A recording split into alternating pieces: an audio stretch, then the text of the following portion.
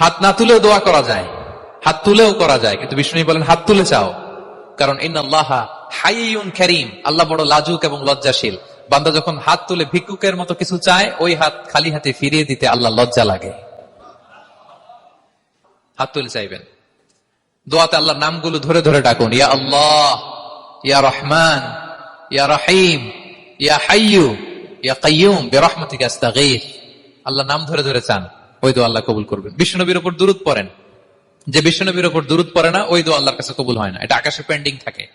কুল্লু দুআ মুআল্লাক মাহজুব বাইনাস সামাই ওয়াল আরদি মা লাম ইউসাল্লা আলাইয়া। বিষ্ণু বলেন সব দোয়া আকাশে পেন্ডিং থাকে যতক্ষণ আমার উপর দুরূদ পড়া না হয়। তা আপনি যে বলেন হুজুর আমার দোয়া কবুল হয় না, কেন হয় না বুঝছেন এবার? হ্যাঁ, নবীর উপর দুরূদ পড়েন নাই তো। আল্লাহুম্মা সাল্লি ওয়া সাল্লিম ওয়া বারিক আলাইহি। শুরু করবেন বিষ্ণু নবীর উপর দুরূদ দিয়ে, মাঝেও পড়বেন, শেষেও পড়বেন, আগেও পড়বেন, পরেও পড়বেন। আপনার দোয়া কবুল করবে কে?